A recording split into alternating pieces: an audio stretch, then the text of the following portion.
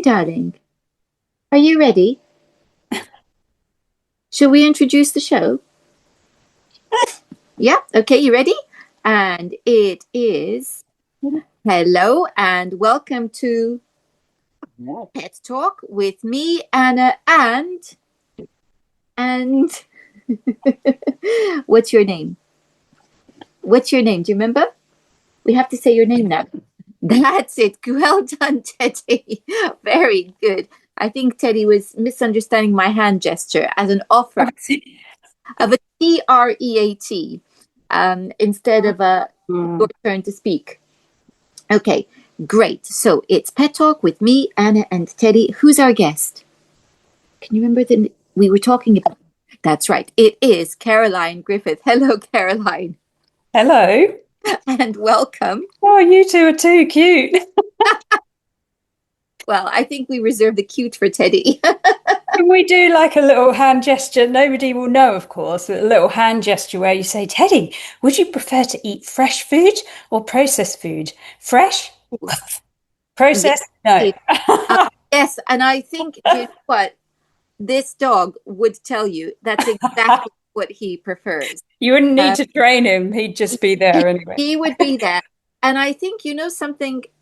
All of his friends would say the same thing Oh, because on occasion, you see, on birthdays, we do have parties, and I do make special cakes for everyone. Very good raw, well, not raw, very good meat cakes or oh, fish, meat cakes. with all sorts of lovely things in there. And they all love it. And they know it's for them. They queue up or barge Oh, through, so sweet. whichever they want to do on the day. So, yes, they do know. And that is indeed why you are here, is because you are the founder of the Natural Dog Expo. And I Hmm. think that means you are about all things natural for dogs. Yes. Tell us. Tell us more. So, right. Well, I'm a teacher, training provider of canine nutrition courses, and have been for many years. And the Natural Dog Expo started as a annual conference for my students who want to learn more about canine nutrition, and it quickly developed into members of the public being invited to come as well, and to all aspects of natural dog care. So more than just nutrition now at the Natural Dog Expo. I also am the founder of, or co-founder really, of the APNC, the Association of Pet Nutrition Consultants, which is what the letters on my name stand for. So we obviously are at the APNC, are at the Expo as well. And we offer a mentorship and peer support really for people who are nutrition consultants already or would like to be and take the mentorship to become a nutrition consultant. So yeah, so we're doing a lot. I'm doing a lot within that sector, within that industry. And next year, I keep saying this year because I'm now focused on 27. I'm always working a year ahead. So the 2027 event on the Saturday night, we're also hosting the first ever Raw Pet Food Industry Awards. And they're called the Raw Awards. So like the word award, but with an R at the beginning, which we're really excited about. May have taken on too much, I don't know, but we shall see. I might be sleeping all of the Monday, I think. Well, that's just so exciting, and it's no wonder that you've got so much that you are doing.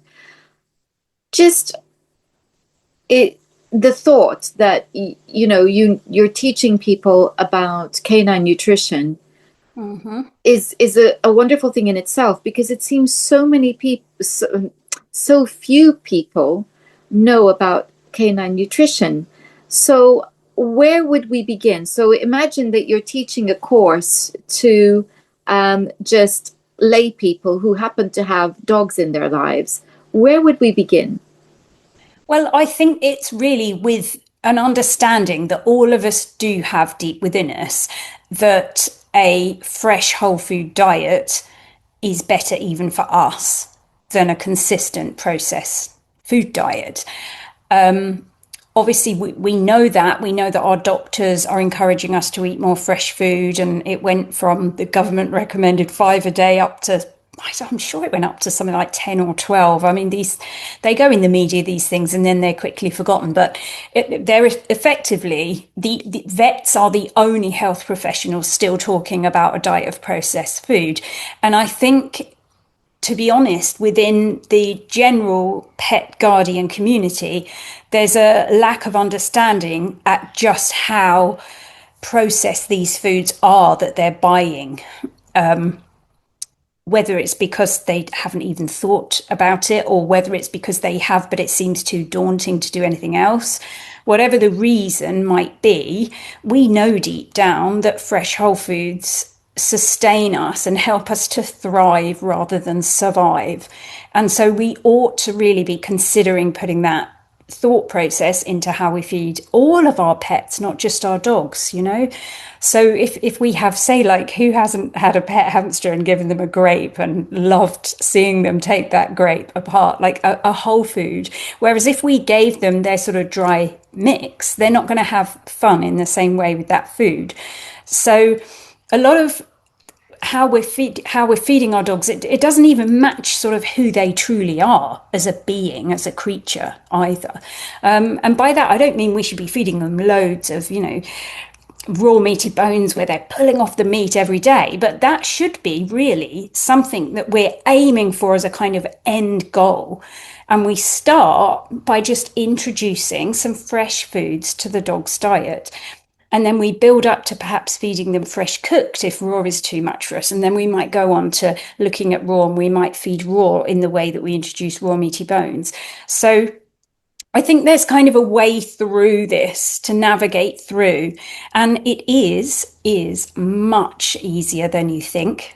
It really is much easier than you think. We've been led down the road that we're not capable of giving the dog everything they need nutrient-wise. And almost the instant question that every guardian has. So, you know, watching this, if you've got that question, please don't think you're alone, because everybody says, how will I know they'll get all their vitamins? Or how will I know that they'll get everything they need? And it is super, super easy to do. It really is. I mean, we can go through some of that further in the podcast if you want, but it is much easier than people think. The secondary sort of concern, really, secondary top concern seems to be if a dog's got a sensitive stomach. And I have a biological explanation for this as well, which I'm welcome to share with you. But again, the sensitive stomach, really, it comes from the diet of processed food. So no matter the type of processed food you feed, you're going to find the same issues keep coming up, because you're never actually addressing the biological reason why the stomach is sensitive in the first place. So yeah, fresh food helps you to do that. And for me, fresh food doesn't have to be fed in its raw state. That is the easiest way to get all the nutrients in. It's the most effortless way, because by nature it has more nutrients in it, because it has that bone matrix and that whole mineral content there. But feeding fresh, lightly cooked, again, is really easy to do to get all the nutrients in. And you don't have to be concerned then, if you were concerned about any kind of bacteria. So yeah, there's ways to feed fresh in a balanced way and in a safe way that I think a lot of the time we're not noticing. I think people very often, they say, right, what's the next best thing? I can't feed raw, or I'm not ready for raw, or I don't have the freezer space because I haven't quite realised how damn good it is yet and bought one.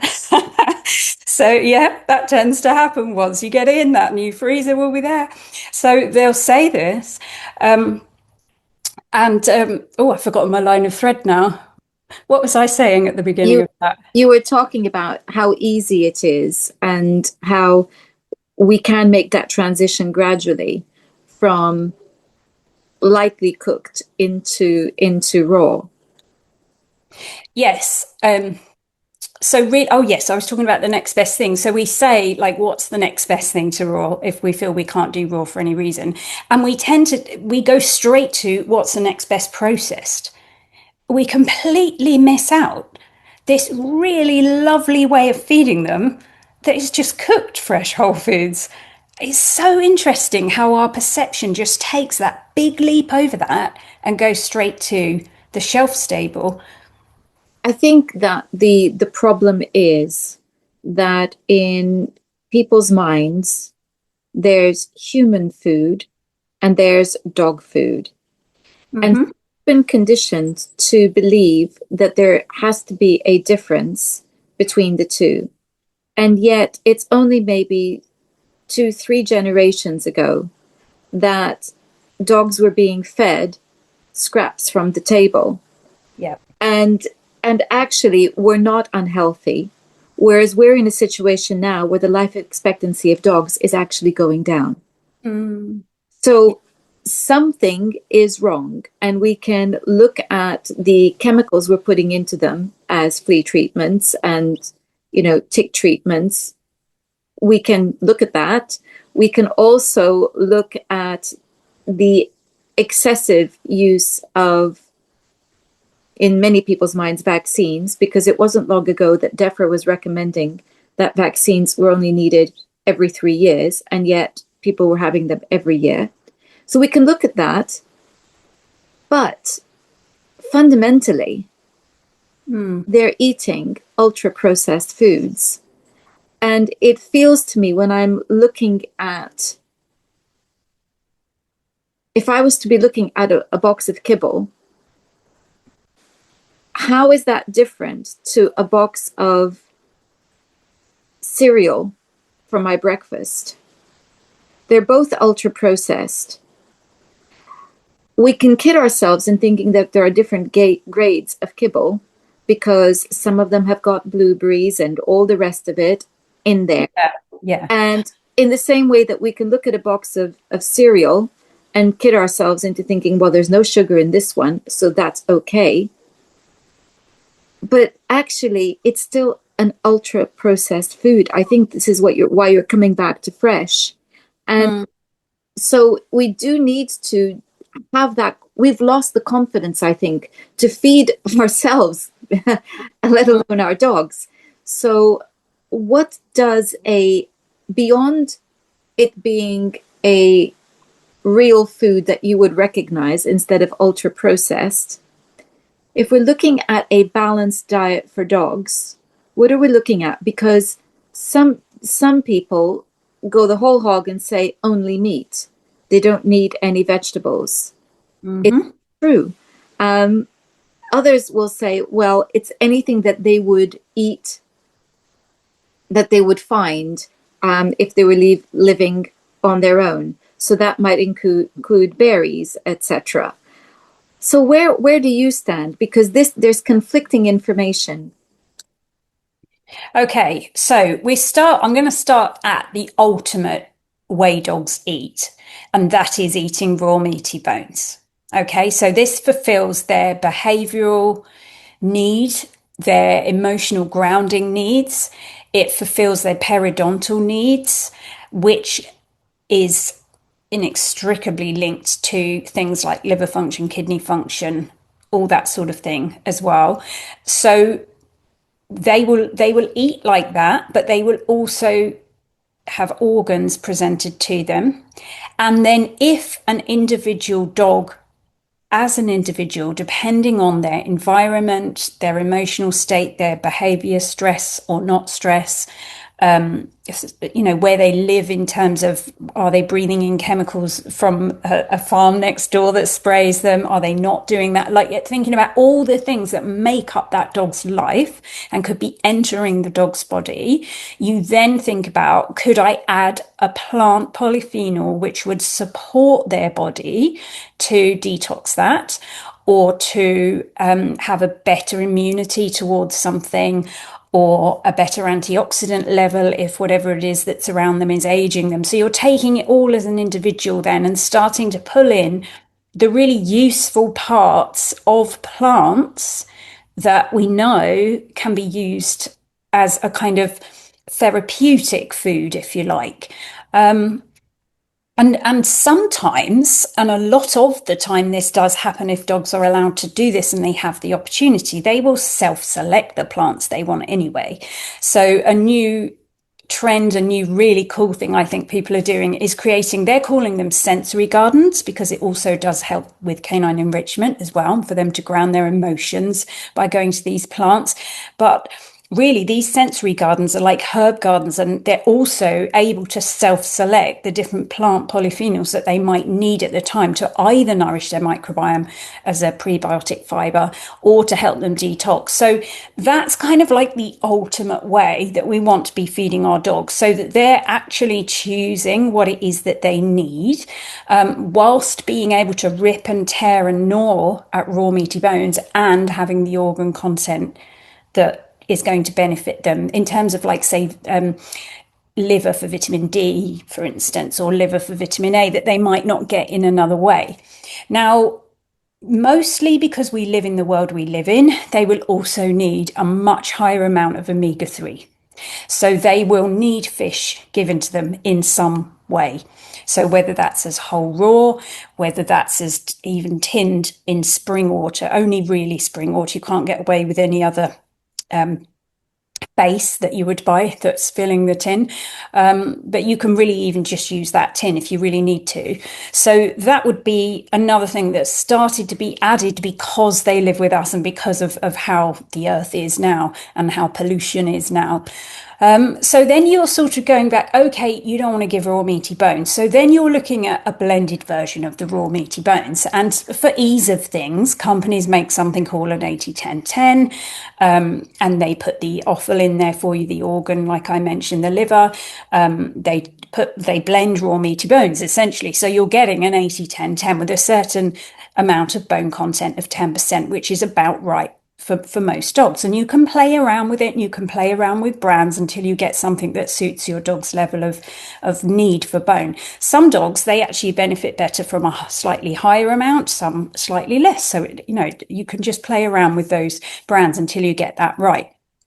So then you would still be needing to add your fish for your 80-10-10, because the very fact that you're going out and buying an 80-10-10 means you live in a household, means all those sorts of things are happening around your dog and the environment that they're going to need some kind of support with, whether that's antioxidant and you can still do your herb garden maybe. So you can add veg to the 80-10-10 if you want, but really veg isn't what you're looking for. It's the plant polyphenols and the antioxidants that are within those. And every dog is going to be slightly different, but you probably will need to add kelp for choline. You may even need to think about how you can support the zinc. It all depends on the dog and what's going on for the dog, really. And you can add lovely things like bone broth. And as I said, the fish is like absolute pivotal. Usually choline needs a boost as well if you're feeding an 80-10-10. So you tend to find that you can add either eggs if the dog can have chicken, or you could add broccoli. I like broccoli sprouts because they have a greater volume of the enzyme. So they're about to grow. So they're really, really strong actually in their nutrition. So yeah, you could add the choline from broccoli sprouts or your own broccoli stalks. So that's kind of what I would do with an 80-10 really. Now, if you wanted to feed a step back, you might be, well, I mean, you can get complete and balanced fresh foods as well. You can buy them in their raw state or in their lightly cooked state. And depending on the recipe that suits your dog, I mean, that is just so easy. The next step back from all that DIY stuff that you might not want to do is just to get ready-made raw, ready-made lightly cooked, whichever you want to do. Okay.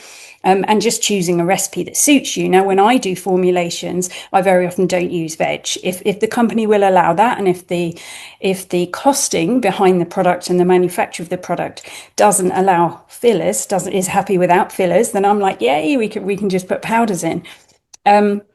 So yeah, you can get a ready-made. But if you wanted to do a homemade version of a lightly cooked food, like anything that you make at home, it will be at least 2/3 cheaper. It's like you buy a birthday cake for someone and you're looking at, like, I don't know these days because I always make them, but like it's got to be over a tenner, hasn't it? And you can probably knock it together for like £3. So I might be completely out of touch with ingredient prices these days, but anyway, you get the picture. It's a lot cheaper to make that home cooked food, that lightly cooked dog food at home, and it is, as I keep saying, it's much easier to give them everything they need. You're essentially feeding like that DIY raw, but because you're feeding the offal and the meat cooked, it doesn't have a bone content in it. And so because it doesn't have a bone content in it, you've got to add that mineral matrix back in. That's the bit that needs to be put in. Everything else stays the same. The fish, the kelp, the eggs, the broccoli, everything is the same. You're just putting that mineral matrix back in. So you can do that. And that really is kind of where I get to the point of that. Please do that. If you can't feed raw, please feed fresh whole foods in their lightly cooked state. And that was a very whistle stop in a few minutes, sort of. No, it was great. And what I wanted to get a sense of then is what that mineral matrix looks like. Okay, yeah. About creating it. Okay, so what you can do, if you add it after you've created the food, so if you're adding it at feeding stage into the bowl, you can add a bone meal. So that's the easiest, and most bone meals are beef. There's going to be a few dogs that can't have beef, and you might want to look for rabbit bone meal, for instance. I think Anna Forte do a rabbit one. But yeah, so normally that is the easiest thing to do, is to add bone meal at the point of feeding. Well, that's very useful to know, because for me, it's difficult to give him bones because of allergies, and beef is one of them. And to be able to give him, that bone content isn't easy. So to know that we can get, bone meal is actually very useful. Yeah, I have been on a bit of a journey the last few years. It was more sort of maybe 4-ish years ago. I was on it for a few years, and I kind of feel like I've got there now. But I did so much investigation into different calcium sources, different mineral complex sources. They have a wonderful fish bone meal in New Zealand, and you can't get it over here. And it's like the profile and everything, it's just like to die for. And I was like, oh, we really need this, but they don't ship it over here. So we can't be giving that to our dogs, sadly. But most of the beef bone meals are okay. And you can use antler powder. If venison is okay with your dog, that is an option. It's not got exactly the same profile, but it's pretty much there. These are the bits of information that we're all missing. You get them all when you come on my courses. Why it's so wonderful to be able to have this conversation, because they do have needs that are similar to ours, and they do have needs that are perhaps different to ours.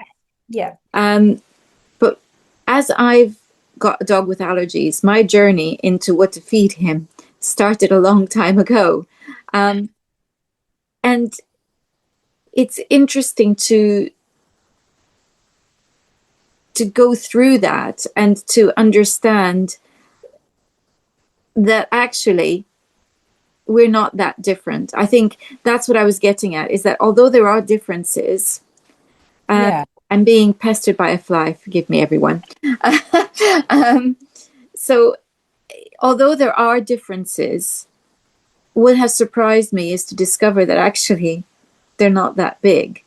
No, they're not. You're right. And as I've been seeking to feed him the most nutritious and purest of foods, so has that made me question my own food habits and change them, so that actually my diet improved alongside his. And I think that that's been a very interesting journey. But I have been concerned about the fact that I can't just go to to a butcher and get bone. So this is a nice piece of information you've given us there. So one thing you mentioned is that perhaps not all dogs are comfortable eating raw. Is that irrespective of the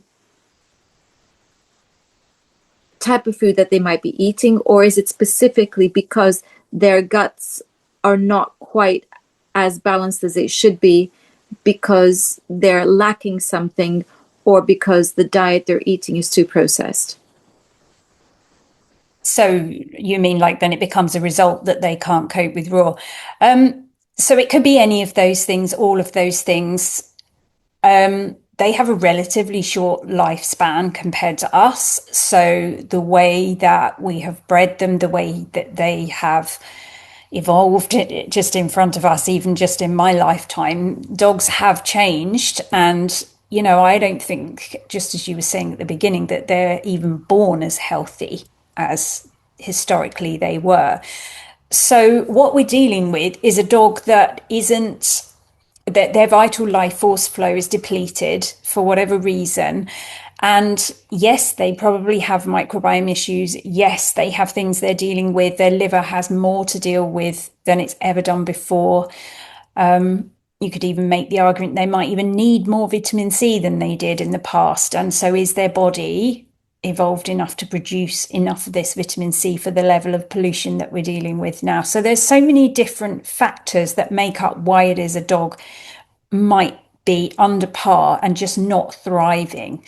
And for some dogs, they do better if you start them or even just keep them on fresh, lightly cooked. It seems to be that for some dogs, eating cold just doesn't nourish them in the same way. Their pancreatic function isn't the same. The spleen doesn't work as effectively. So I think for a lot of dogs now, it can be better for them to have a fresh, lightly cooked diet. Now, that doesn't mean they could never then have a raw meaty bone or never go that way, but at least we've started to deal with their gut issues by feeding them something really nourishing, because you're not going to heal gut issues while a dog is on processed food. You could be feeding a food that the dog is not reactive to.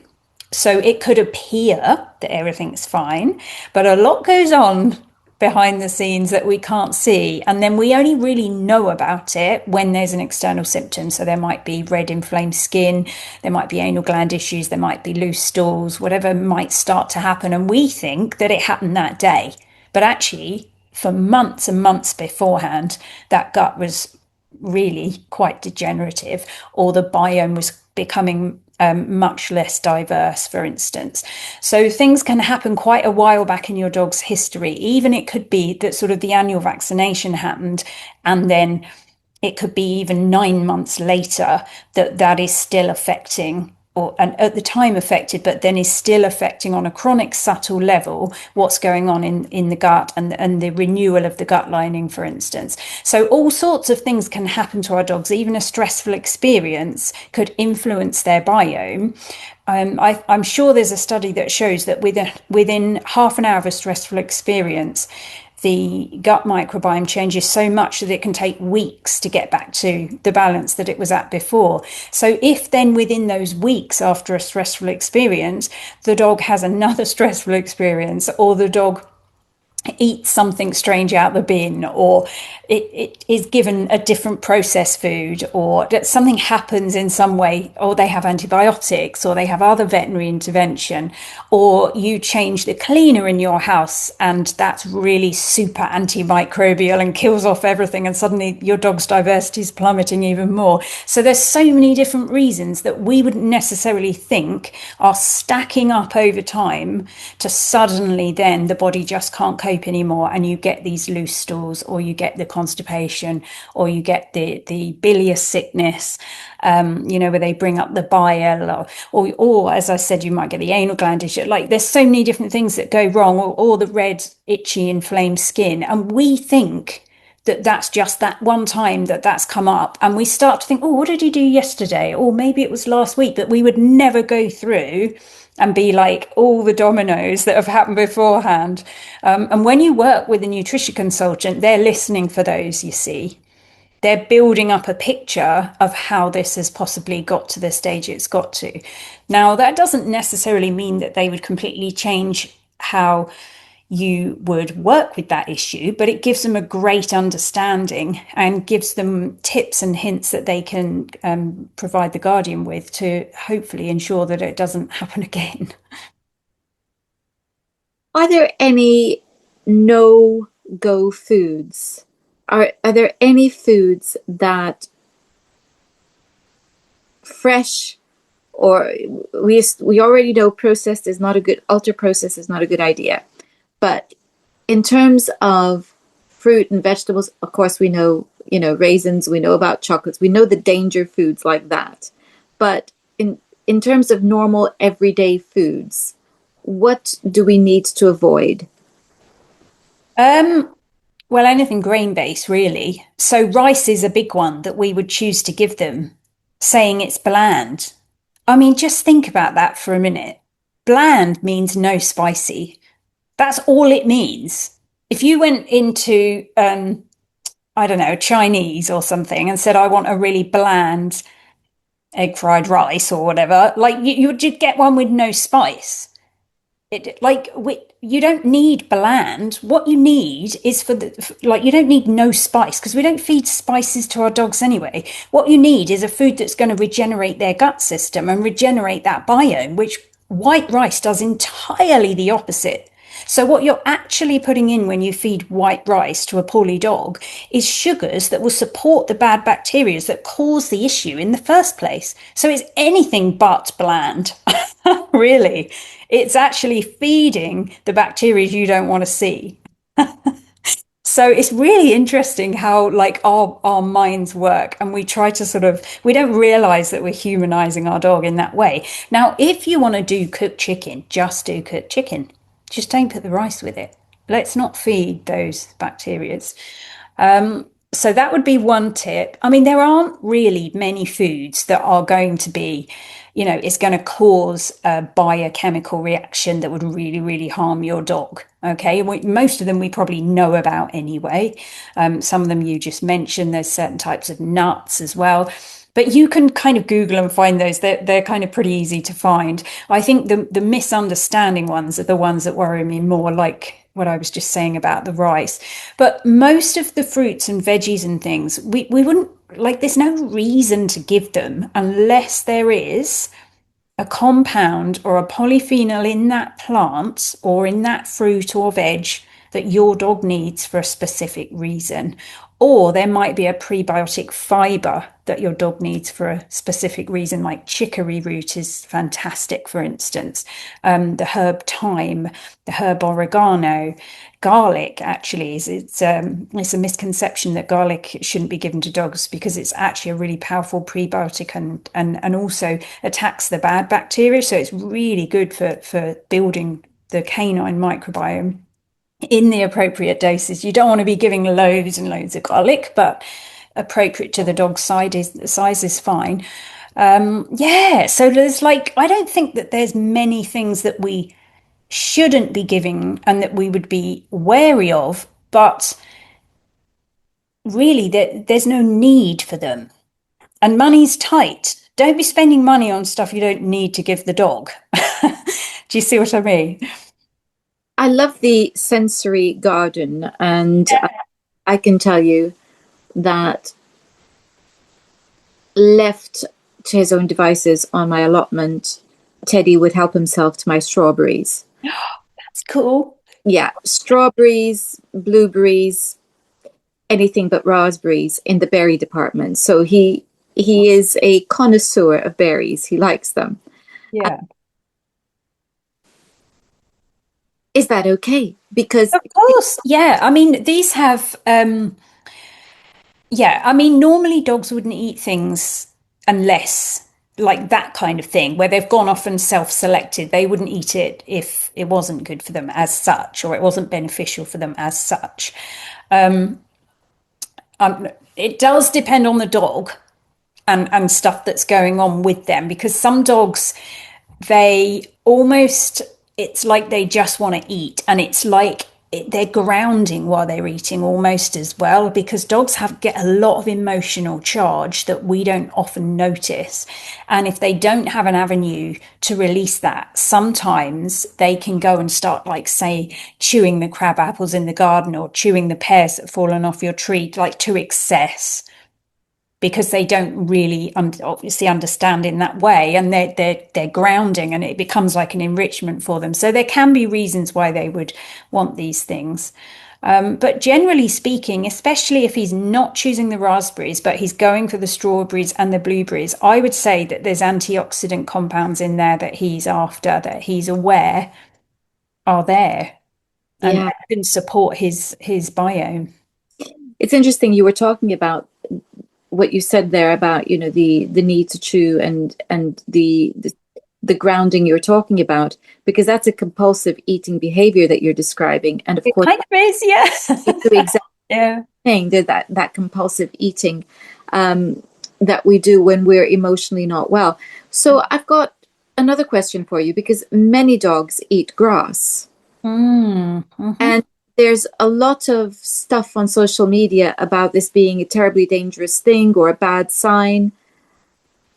The truth is often in the middle somewhere. So what do you feel about this? It kind of is in the middle. It is.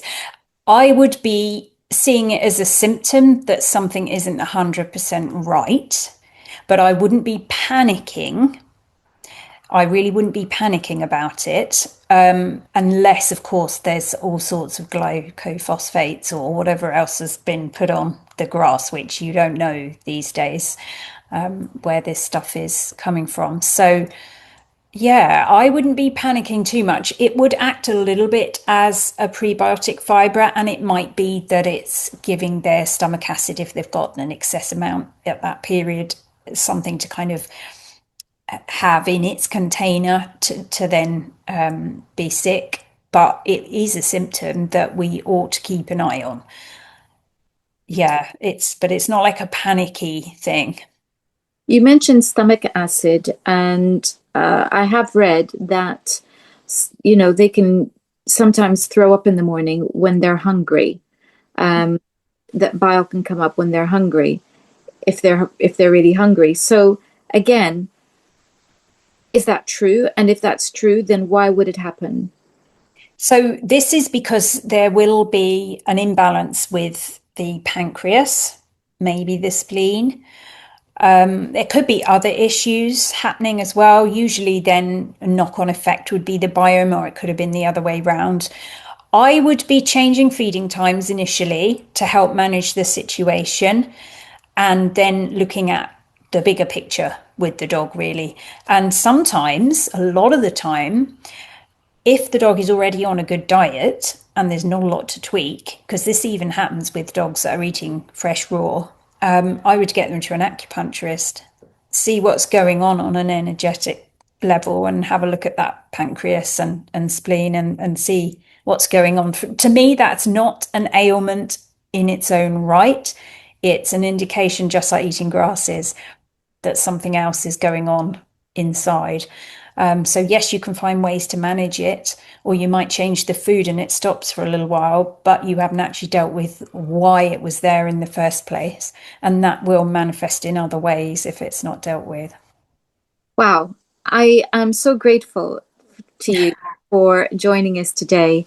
And I think that what you're doing is so important in terms of educating us about the finer points of how to look after our beloved dogs. So thank you so much for your time today, Caroline. Well, that's okay. Yeah, no, it's great to be here. And if maybe some of your viewers want me to come back and talk about ailments specifically, or sensitive stomachs, as I said, I can help with as well. Then yeah, maybe we do Absolutely. a different Absolutely. podcast much later on. That would be wonderful. So if people in the meantime want to find you, how do they do that?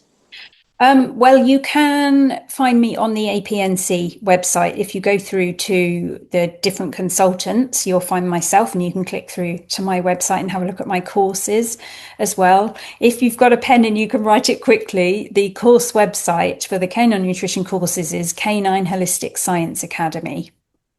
Wonderful. Thank you so much once again. Okay, thank you.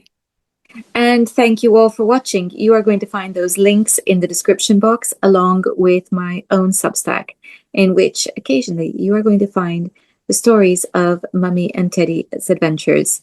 Until next time, goodbye.